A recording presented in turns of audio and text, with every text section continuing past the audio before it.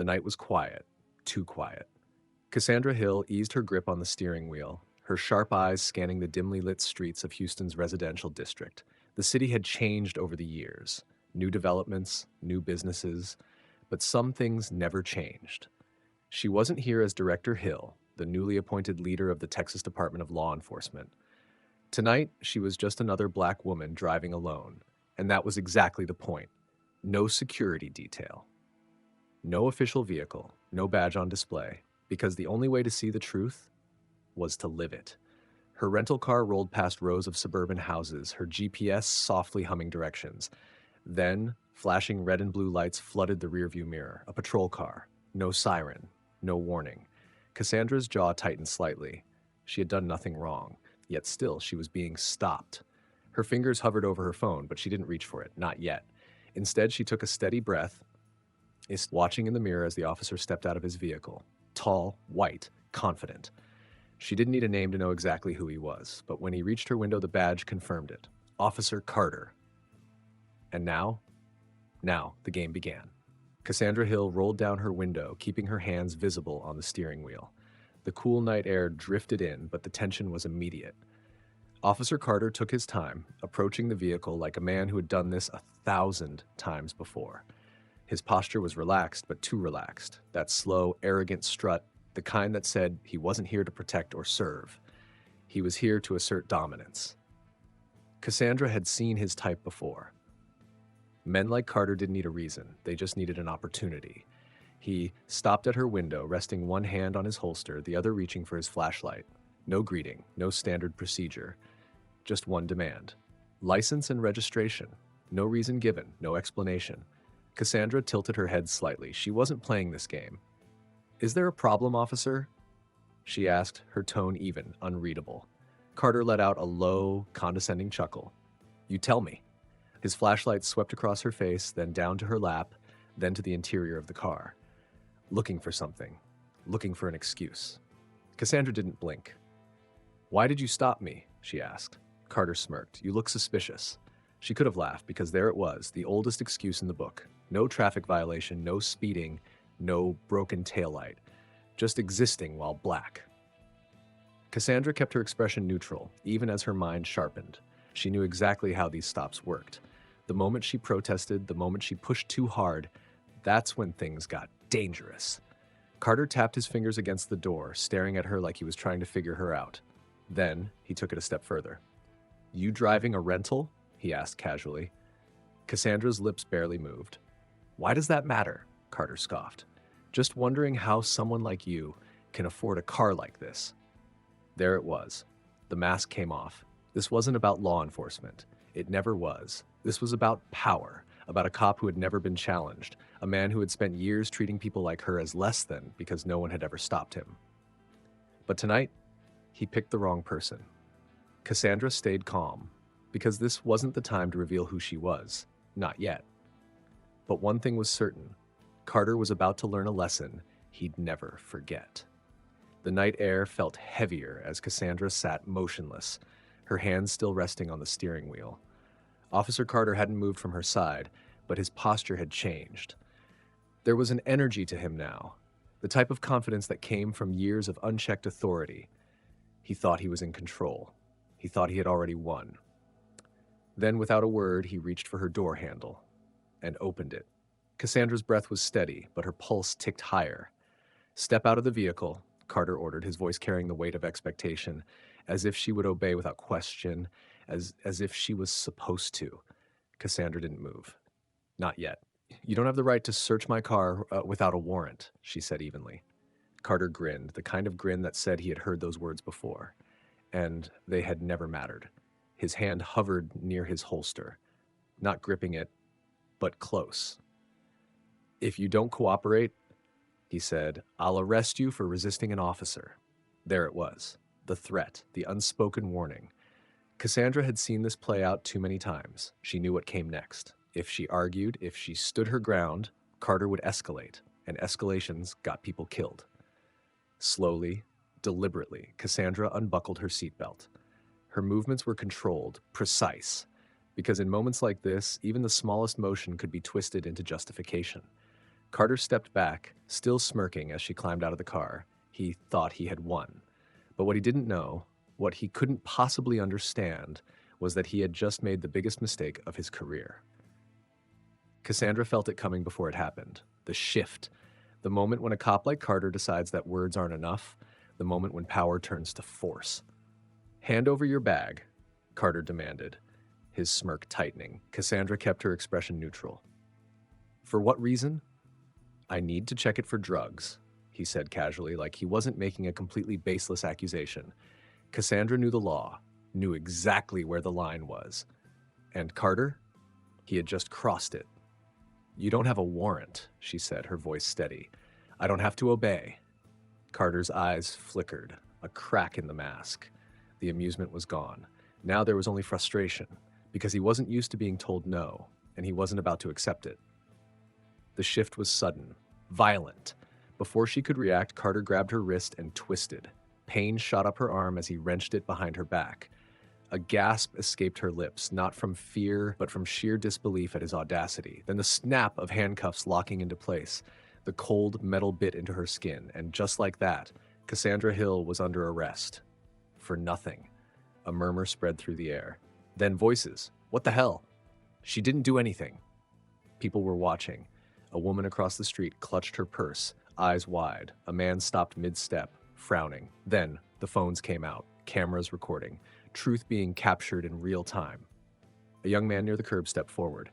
"She did nothing wrong," he shouted. Why was she arrested? Carter didn't even glance at him, didn't acknowledge the growing crowd, didn't care. Because this wasn't about right or wrong. This wasn't about justice. This was about control. And Carter? Carter was making sure everyone knew who had it. The patrol car rumbled down the road, the red and blue lights flashing against the empty streets. Inside, Cassandra sat in the back seat, her wrists sore from the tight handcuffs. But her face? Calm, unshaken. Because she knew something Officer Carter didn't. This wasn't going to end the way he thought it would. Carter glanced at her through the rearview mirror, his smirk widening. "You'll like our prison," he said, his voice dripping with amusement. Cassandra didn't react, didn't look at him. She simply stared out the window, watching the city roll by. Because she wasn't thinking about prison. She was thinking about what came next. Carter, in all his arrogance, had no idea. But soon, he would.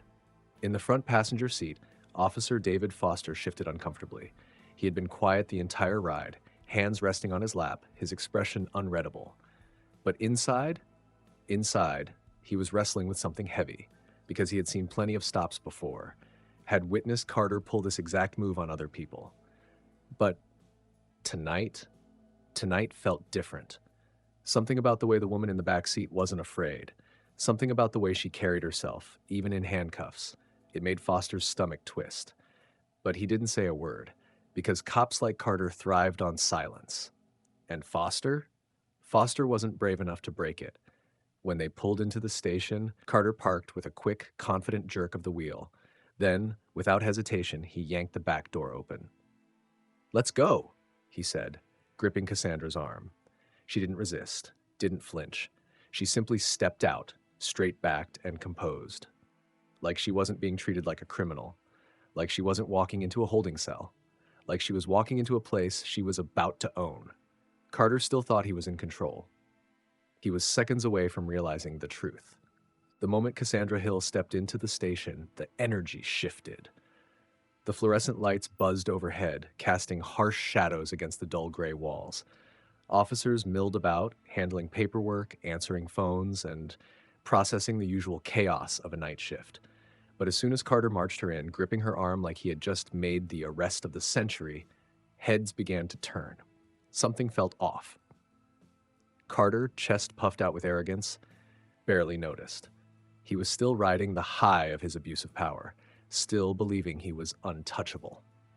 He led Cassandra toward the booking desk, but before he could speak, a firm voice cut through the room. "What's going on here?" Lieutenant James Evans stepped forward, his crisp uniform and silver insignia immediately commanding respect. A seasoned officer, one who had seen everything. His sharp eyes flicked from Carter to Cassandra, reading the situation in seconds. Carter didn't hesitate, he doubled down. She was resisting an officer, he snapped, his grip on Cassandra tightening. Disobeyed orders, refused a search. Evans held up a hand. Calm down, Carter, he said coolly. Then, turning his attention to Cassandra, he asked, What's your name, ma'am? A pause. The air felt charged. Cassandra could feel every officer in the room watching, waiting. She lifted her chin, her voice steady, unshaken. I'm Cassandra Hill. A beat of silence. Then, Director of the Texas Department of Law Enforcement. The room went still. Dead. Silent. 1 second. 2. Then the shift. Officers glanced at each other, eyes widening. Someone muttered, "Oh shit." Evans blinked once, twice. Then his face hardened. Carter's smirk vanished. His fingers unconsciously loosened around Cassandra's arm. Color drained from his face as realization set in. Slow creeping, suffocating. He hadn't arrested just anyone. He had arrested his boss. And now his world was about to collapse. Carter's world was crumbling in real time. For the first time that night, maybe for the first time in his career, he wasn't the one in control. And he felt it. Evans didn't hesitate. His voice was sharp, final. Uncuff Mrs. Hill immediately. A beat of silence. Then scrambling hands. The nearest officer moved in, fumbling with the key, unlocking Cassandra's cuffs with shaking fingers. As the metal snapped free, Cassandra flexed her wrists. Didn't flinch, didn't rub them. She just turned, slowly, to face Carter. Because now it was his turn to explain. Carter's mind raced. His mouth opened before he could think. I was just following procedure. Weak, desperate. Cassandra's lips curled into the coldest smile he had ever seen. Then explain to me, Officer Carter, she said, her voice like a knife, why you didn't read me my Miranda rights. The room shifted again. Because that was a mistake even rookies didn't make. Carter's jaw clenched. He tried to salvage it. Enough. Evans cut him off. His voice was sharp, filled with disgust. You're suspended, immediately. Silence. Carter's mouth hung open, his brain struggling to process. Suspended? No, this wasn't happening. He looked around, expecting someone, anyone, to defend him. But all he saw were averted eyes, co-workers refusing to meet his gaze. The same officers who once laughed at his jokes, covered for him, turned a blind eye. Now they were standing back, because no one wanted to sync with him. Escort him out, Evans ordered. 2 officers moved in. Carter yanked his arm away. I can walk on my own. But it didn't matter, because as he stumbled toward the exit, past the quiet, judging stares of his fellow officers, he finally understood he wasn't one of them anymore, and his career, it was over. The downfall of Officer Carter didn't stop at the police station. It was just beginning. The video hit the internet before the ink on Carter's suspension was even dry. A teenager from across the street had recorded everything, the flashing lights, the way Carter yanked Cassandra from her car, the moment he twisted her arm and cuffed her like a criminal. And most importantly, Cassandra's name. Director of the Texas Department of Law Enforcement, arrested. For nothing. The internet exploded. Justice for Cassandra, police abuse accountability now. Thousands of comments flooded social media. She followed the law, and they still arrested her. What does that tell you? This isn't one bad cop. This is a broken system. Carter didn't just mess up. He exposed everything wrong with modern policing. Within hours, major news networks picked up the story. Reporters dissected every second of the footage. The body cam footage was requested. The mayor's office was pressured to respond. And then the real storm hit. They dug into Carter's past. And what they found? A pattern. Multiple complaints of racial profiling. Reports of excessive force. All dismissed. Wrongful arrests, falsified police reports, harassment. Carter hadn't just abused his power this once. He had been doing it for years. But now he wasn't protected anymore. The protests began the next day. People flooded the streets outside the Houston Police Department. Signs, chants, cameras everywhere. The demand was clear. Fire Officer Carter, hold the department accountable, reform the system that allowed this to happen. Because this wasn't just about Cassandra Hill. This was about every person Carter had victimized before her. And now The world was watching. Carter sat in the interrogation room, but this time he wasn't the one in control. The walls felt smaller, the air heavier. Across from him sat Lieutenant Evans, stone-faced, and next to him, Cassandra Hill, uncuffed, calm, unshaken.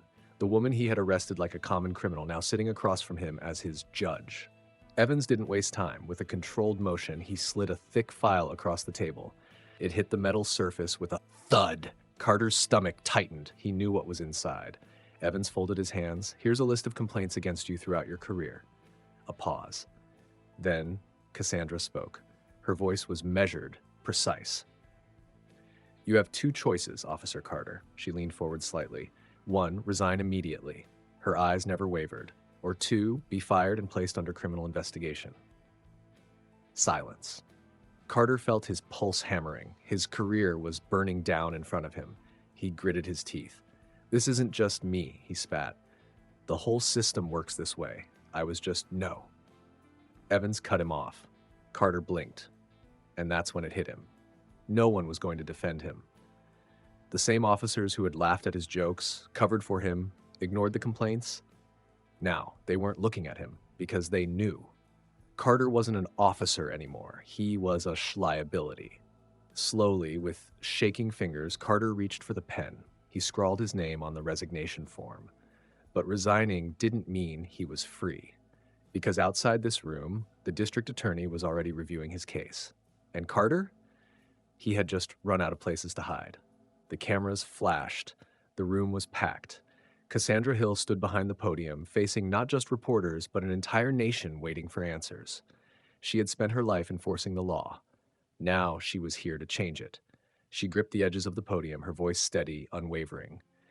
The problem, she began, was never just one bad cop.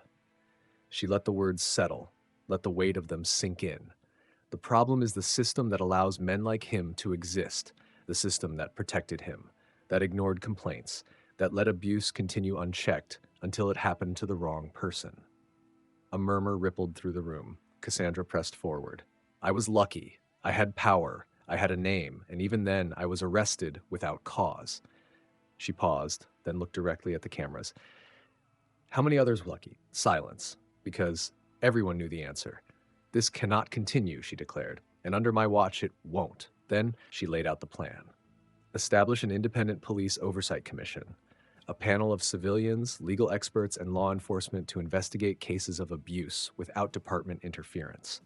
Increase training on racial bias and professional ethics. Officers would be held to higher standards, real ones. Require all police officers to wear body cameras with footage publicly accessible in cases of misconduct. This is not about punishing police, Cassandra said, her voice clear. This is about making sure the right people wear the badge. The room erupted into applause. By the next morning, the proposals had swept the nation. Activists rallied, politicians weighed in, departments across the country felt the pressure, because this case wasn't just another news cycle. This was a reckoning. And Cassandra Hill, she wasn't just a survivor of the system. She was the one who was going to fix it. The fallout from Cassandra Hill's arrest didn't end with Carter. It was just the beginning. Because now people were watching, and the system was being forced to answer for itself. Accountability begins. Carter had been exposed, but what about the others? Internal investigations were launched across multiple precincts. Old complaints resurfaced. Cases once buried were now under review. More officers were placed under scrutiny than facing disciplinary action, or worse. This wasn't just about one cop. It was about a culture of unchecked power. And now, that culture was breaking. A new generation of officers. Some officers felt the shift. Some fought against it, but not David Foster. The young officer had sat in silence that night, had watched as Carter abused his badge, had seen the way Cassandra Hill never lost her composure, even when she had every right to. And Foster, he learned. For the first time, he saw what real strength looked like, and he made a decision. He wasn't going to be another Carter. He was going to be better. Restoring trust in justice. The community felt the shift. For so long, people had believed the system could never change, that corruption was too deep, that abuse was too protected. But Cassandra Hill proved them wrong because for the first time, someone inside the system fought back and won. Trust wasn't rebuilt overnight, but now there was hope. And hope was the most dangerous thing of all because it meant change was possible. Final message. The big lesson from the story. The world had changed because one woman refused to stay silent. Cassandra Hill didn't just expose one bad cop, she exposed a system that allowed him to exist. And because she fought back, everything shifted. Lessons learned. Abuse of power only exists when no one stands up to it. Carter had thrived because no one had challenged him. The moment he faced real accountability, his power collapsed. No one is above the law, not even those who enforce it. A badge isn't a shield against justice, it's a responsibility. Justice is not always immediate, but it always comes when someone fights for it. Cassandra's battle didn't start that night, and it didn't end there either, because real change takes time, but it's possible. Practical application. People must hold law enforcement accountable. Silence enables corruption.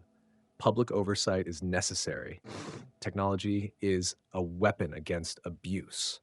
Body cameras, eyewitness footage. The truth can't be buried if it's recorded. Leaders must take decisive action.